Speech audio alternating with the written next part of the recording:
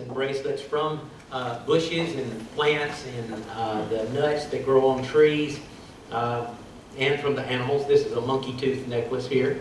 And then this is a replica of their blowguns that they use to hunt with. Of course, they use blowguns that are about 6 feet long, but they'll place poison on the tip of the dart and insert it into the blowgun, and they're very accurate with these. But as the civilization moves along, they get shotguns too. They like a shotgun even better than this. And this one has some other items. Here's piranha teeth right here, if you'd like to check those out. Pirarucu is one of the largest fish we have in the Amazon River. A very tasty fish, but that's the size of the fish scales on it. And of course, the ladies make a lot of baskets and things like that they sell to the tourists that will come to the larger villages. Our missionary career began 37 years ago in Costa Rica. Leanne and I spent our first year in language school studying Spanish. Lathan, our oldest son, was 5 months old at that time, and so he grew up in Costa Rica. The other 2 children were born there in Costa Rica, and we're so thankful for all that they did to help in our ministry. You know, kids draw kids, and so we always had a house full of kids at our house, especially with their chocolate chip cookies, and they love American hot dogs. They didn't know what that was, and so I showed them how to roast a hot dog with an opened up clothes hanger and build a fire outside and things like that. So we really had a great time raising our children and having so many of the Costa Rican children in our home. And even though we have only one biological granddaughter, we have a host of kids and grandkids through the ministry that God has given us. You know, as you go to another culture, there's 3 things that you must keep in mind. First of all, an open mind to new customs. You're dealing with new cultures, and there's many things that you may not understand, so you must keep an open mind to why they do things the way they do. And then a willing heart to overcome your own prejudices. At times you're tempted to say, well, why don't they do things like that we do back home? Well, there's a reason for them doing things the way they do. And so you need to keep an open mind, a willing heart, and a determined spirit to deal with the hard times. You know, things get difficult sometimes. Your patience wears thin, especially when you're standing in a bank line for an hour and trying to just make a deposit or something like that. But with an open mind, a willing heart, and a determined spirit, you can overcome just about any obstacle. Dave, go ahead and start those slides for us, if you will. And so in 2010, just a few years ago, although we had visited and worked in a number of villages, we dedicated ourselves fully to the Indigenous ministry, having turned all of the church planting over to national pastors and other workers. We dedicated ourselves to working with villages such as the village of Icandi and Panama. This is on Lake Bayano and houses about 150 families in this particular village, but these are just dotted all throughout the jungles of Nicaragua, Costa Rica, Panama, and on down into the Amazon Basin. And as you deal with these people and you learn their customs, and instead of saying, well, why do they do things the way they do, you start asking yourself, how can I learn from them? And how can I help them? For instance, the cocaine traffic is quite large in the jungle areas. Now, Colombia and their army has put so much pressure on the narcotic traffickers that they've gone over into Peru. And we deal with a lot of pastors and leaders and people that want to know about the gospel from Peru. And we work in Peru. And at first when they came to me and said, well, how do we deal with the cocaine traffic? You know, in the United States, you sort of have a black and white cut answer, and you say, well, just don't have anything to do with it, and don't work in that type of cultivation. You know, you can make a lot of money fast growing coca leaves, but you dedicate yourself to the bananas and the plantain and the rice and the yucca and things like that instead of dealing with the cocaine traffic. But then when the cocaine traffickers come in and say, we'll chop your kid's arm off if you don't work for us, then that puts a whole different light on the thing. And so then you don't have those pat answers to give to people. You start thinking about, well, if I was living in that situation, what would I do? So these are just some of the things that we have to face and encourage people. Look, we can't walk with you 24 hours a day and hold your hand, but the Lord Jesus is with you, and He can help you to make the right decisions. One of the things that we've learned in this thing of culture differences is, for instance, the siesta, the 3-hour siesta. And, you know, we look at them taking that 3-hour siesta from 12 till 3, and we say, what a waste of time. Why aren't they out working? And then they look at us reclining in their hammocks, and they say, that stupid American. Look at him killing himself out there in that hot sun, you know. And so I've learned to appreciate the siesta and the hammock. You know, I might be reading or studying or napping, or I may be conversing with someone and learning about their culture. They may be asking me questions about the Bible or about our culture. But this is an investment of time, even in the middle of the day when it's hot and really it's just too hot to do anything else. Then you can take advantage of this time and learn so much about them. And you know, even though we speak different languages and have different cultures, everybody has similar problems. Whether it's physical problems or problems in the community or problems with work or maybe school problems with your children or something like that. There's similar problems, and so we just deal with them on a heart-to-heart basis. My first encounter with an Indigenous family was a family that our daughter Rachel, who is a photojournalist, had previously met. And as we were walking up to this family's house, the father came out and greeted me. And the first thing he asked me was, ¿Cómo está Raquelita? Or how is Rachel? Now, Raquelita is an endearing way to say the name of Rachel. So that was just showing me that she meant something to him. And so I talked to him about Rachel for a few minutes, and then he invited me into his home. Now, I looked around the ground and I saw a ton of shoes on the ground. So I assumed we should take our shoes off. So I took my shoes off and walked up into the house. Now, their houses are built up on stilts because of the yearly flooding. But they don't have but like one wall. They're completely open. No windows, no doors. And as I walked up into the house, I noticed that they only had a hammock for furniture. And so the hammock is the basic furniture. It's used for sitting. It's used for sleeping.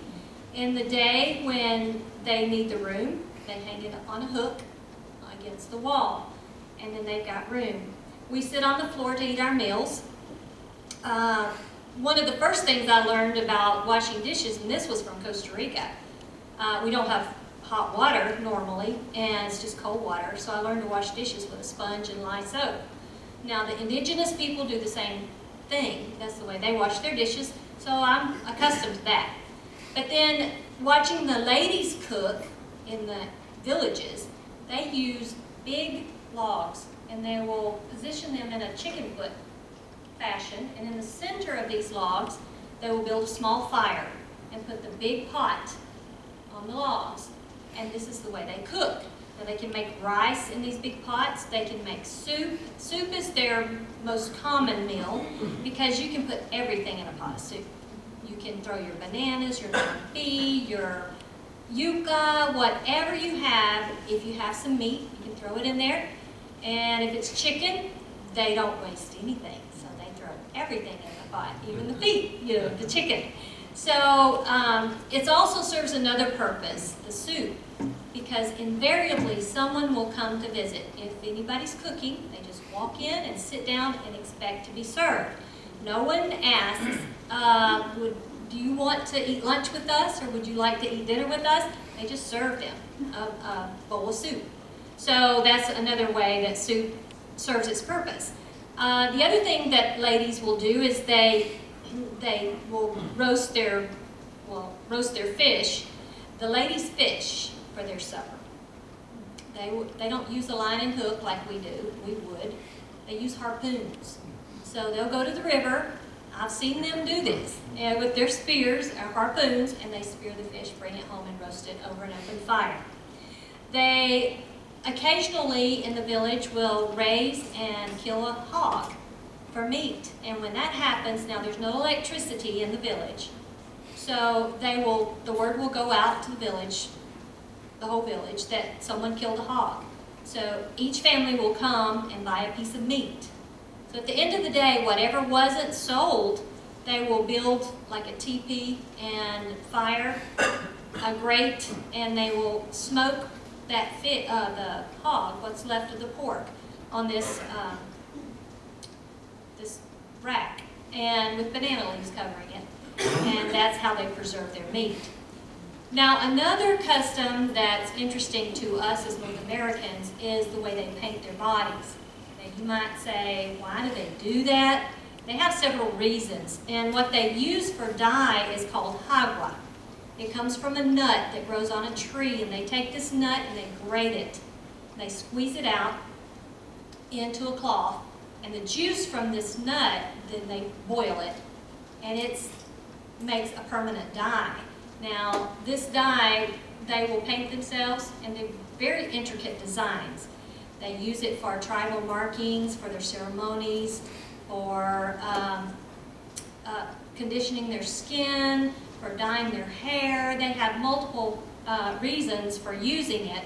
It's permanent, so once you use it, you are painted until your skin exfoliates, so it can last for 2 to 3 weeks. When we travel to the Indian villages, we go just as far as we can on the paved highways. And for instance, in San Ramon, where we live, it's 6 hours to the Panamanian border. It takes us a couple hours to get across the border, doing the paperwork and so on. And then we're in Panama.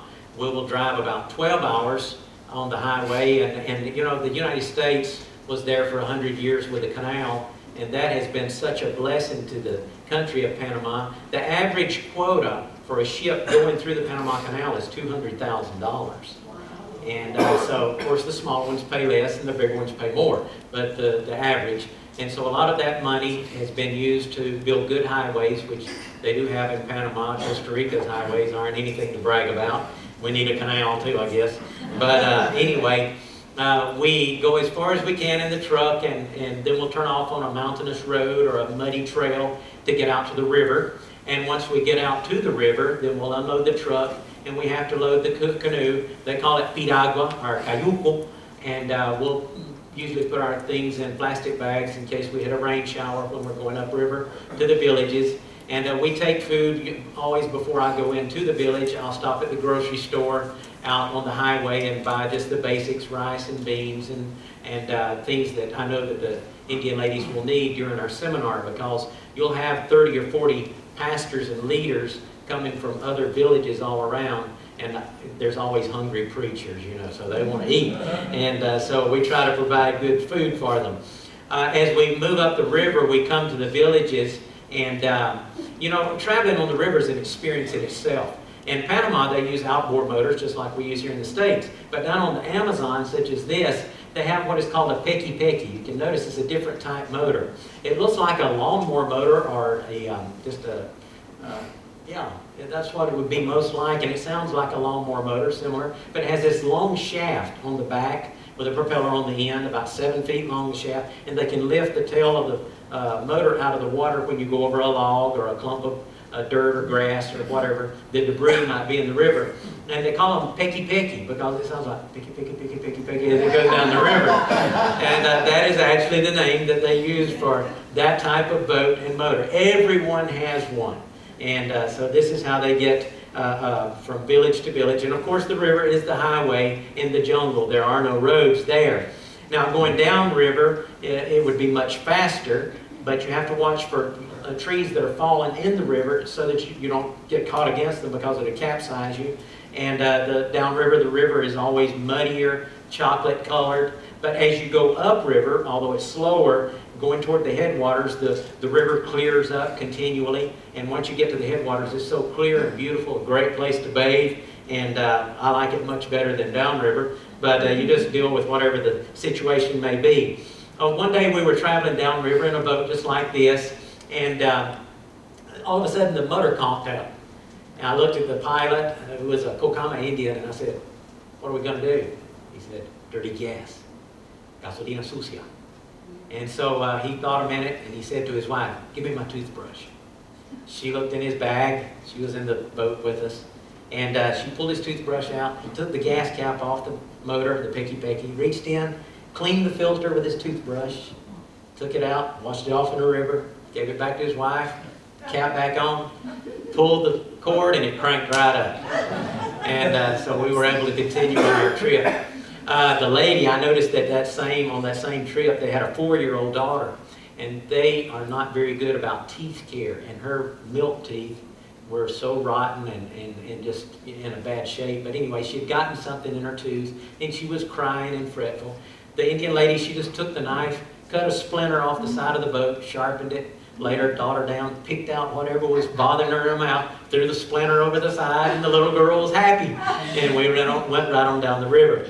When we arrive at the village, the first thing we have to do is find the pastor, the chief rather. I'm the pastor, he's the chief.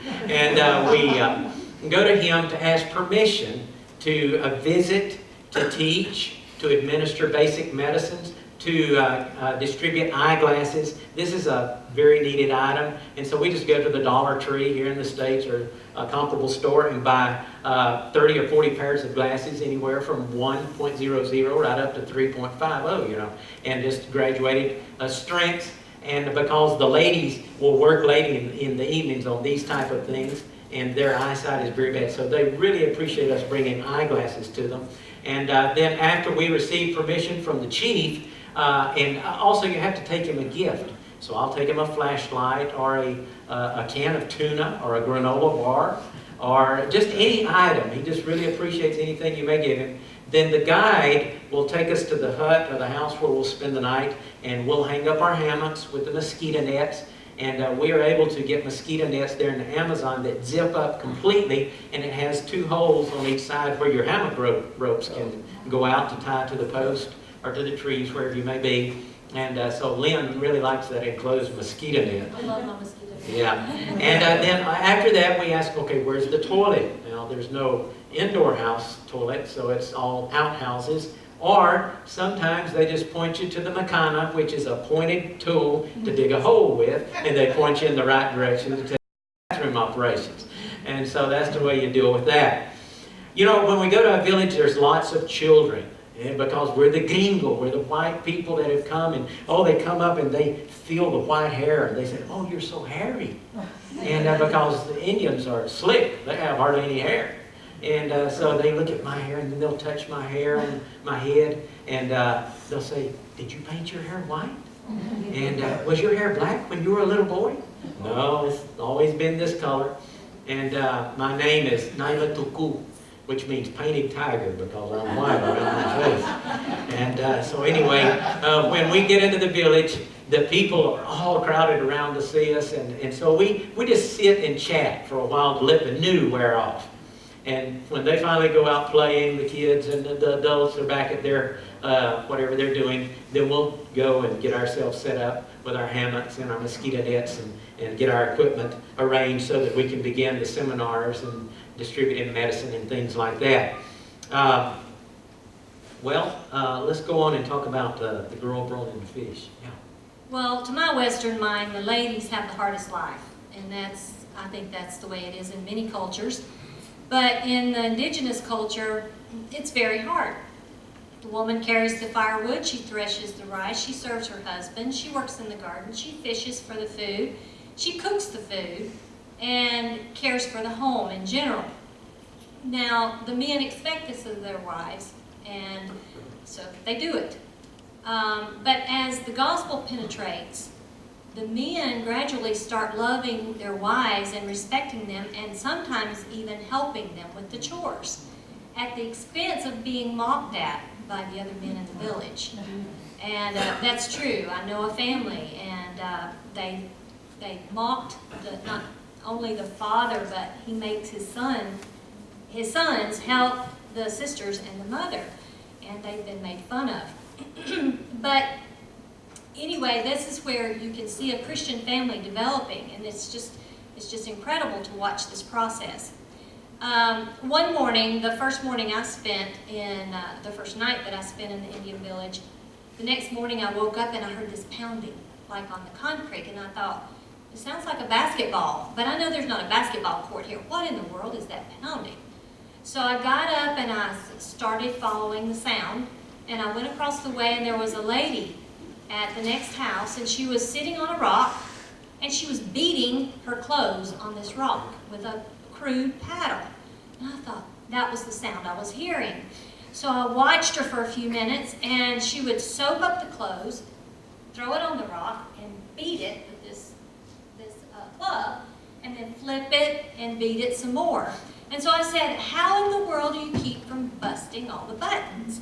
And she said, oh, I just grab the buttons up in one hand, and then I play with the other hand, you know. So later, observing all this, I thought, she is a fortunate lady because she has running water out of the faucet, not the faucet, but this pipe. And all the other ladies in the village had to go to the river to wash. And they will spend 4 to 6 hours, 2 or 3 times a week at the river washing their clothes. And they use the same method with the paddle. But anyway, this is common, very common. One day, one afternoon, as I was standing around talking to one of the girls, a little boy came running to me. He says, my mama said for you to hurry and come. And I said, what's wrong? And he said, my sister has been injured. She's bleeding, and my mom wants you to come help.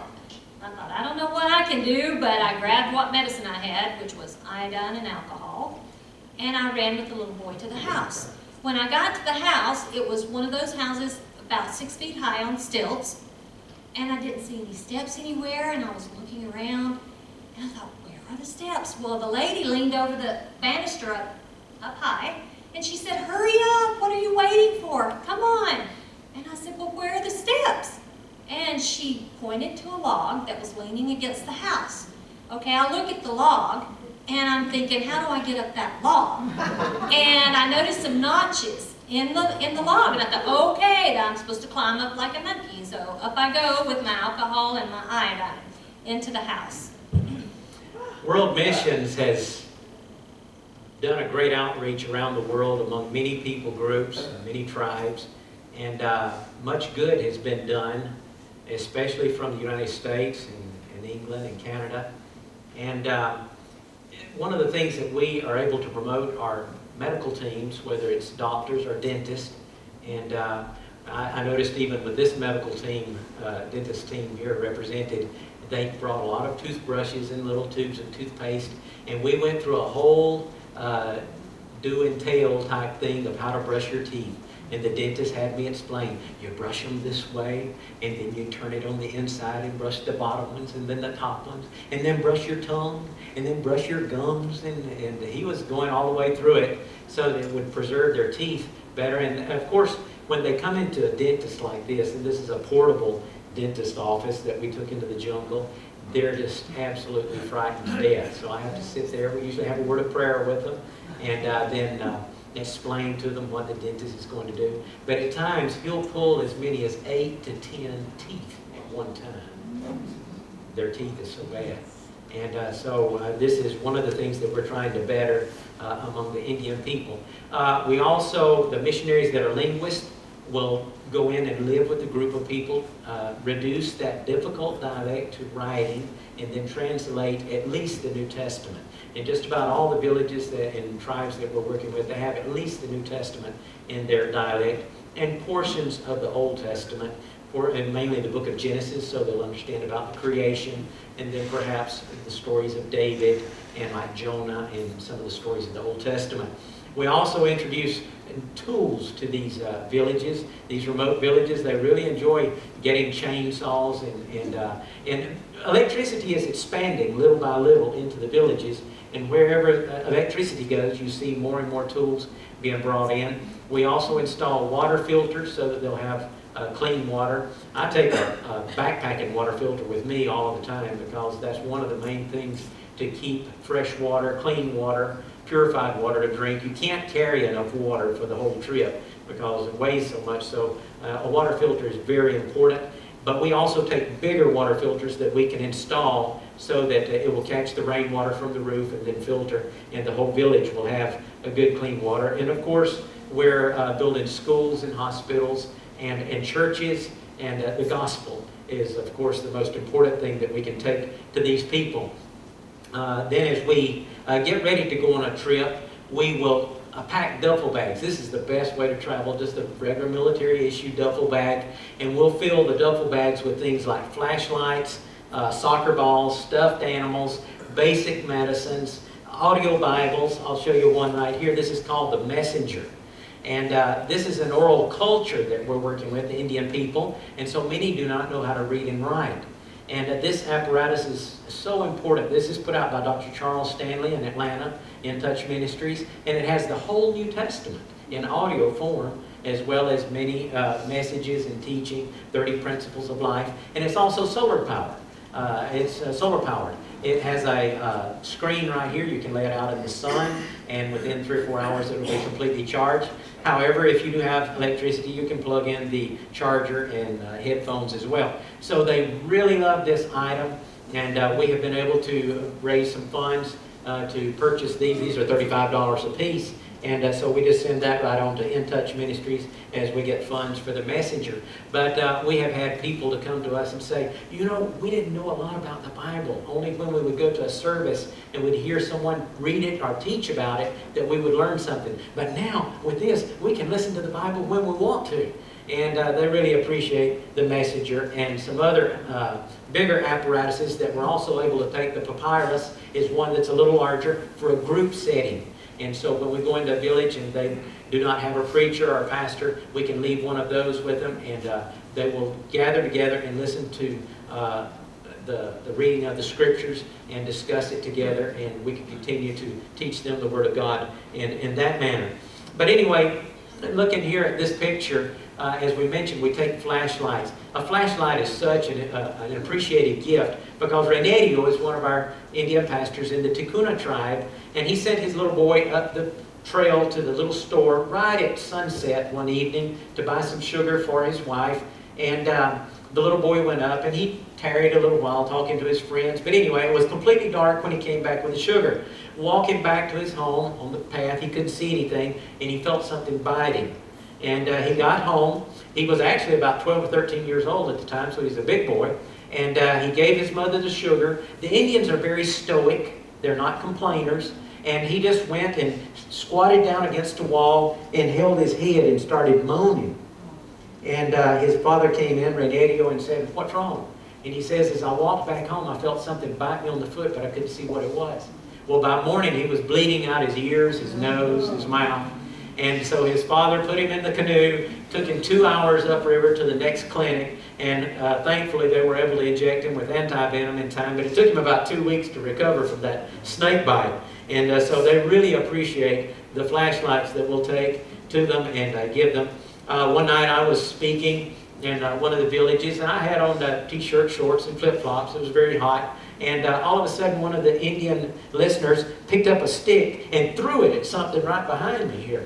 And I turned around, and there was a snake writhing where he had hit it. And so, of course, that broke up the service. Everybody wanted to see the snake. And so they came up, and we were talking there for a moment. And so I asked the man, I said, "That snake, if it had bitten me, would it make me sick?" He said, "No, it'd kill you." And so thankfully he saw it and was able to put it out of commission. Well, we as missionaries, we want to be servants and partners rather than lords and dictators. We want to work together for the common good of the people. And in the villages, as I was talking about installing water filters, we had put in a tank system in one of the villages where the Bible Institute is, and run this series of pipes from the tanks to the kitchen, to the Bible Institute kitchen. But we needed to bury the pipe because the sun is so hot, and this is PVC pipe, and if you leave it out in the sun, it will bake it, it'll get brittle and eventually break.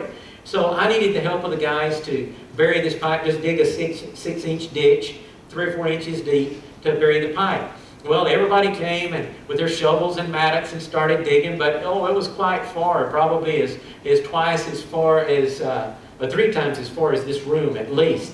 And so they worked for a while, and I went on to other tasks, but I looked back, and one by one they were getting tired and bored, and threw down their shovels, threw down their mattocks, went and sat down in the shade, and then they picked up a soccer ball and started playing soccer. So I knew they had plenty of energy, they just needed to be refocused. And so I didn't say anything, I just went and picked up a shovel and mattock and went and started digging this ditch myself. And 3 or 4 of the guys, they saw me working, and they came over to help, and so we started digging the ditch and burying the pipe. And in a few minutes, I went over to my pack and got some candy out and brought it over to the guys that were helping me. Now, you can't hide anything from Indians. They see everything. And so the other guys playing soccer, they saw me hand out the candy, although I was trying to do it without them seeing. And they came running too. They wanted candy. I said, no way, not till we get the pipe buried. And so some of them went back to their soccer game, but some stayed. And so we got the pipe buried. I gave them all candy. But one thing that I noticed is that those that had candy went and shared with those that didn't have. Indians are very sharing, but they're also very open about asking you for things that they want. And so you're expected to share with them. And so this was a great lesson to me, and seeing how that they wanted to share and help one another. And this just taught me a great lesson. Oh, one more thing I would mention about that. I was walking to the class a couple of days later, and the previous day I had given a jar of peanut butter to Hilma, one of the ladies that was a cook. And oh, the Indians love peanut butter, but they can't get it in the jungle. And so we try to take peanut butter to them. And so as I walked to the class that day, I saw Hilma over there in her little farm, and she was chopping with her machete. And she said, Pastor, stop. So I went over to her, and she handed me 3 bananas. And then later that day, she brought me a watermelon. That was very refreshing in that hot weather. And so they just had that spirit of sharing with one another. Tribal people have a greater awareness of the spirit world than we Americans do.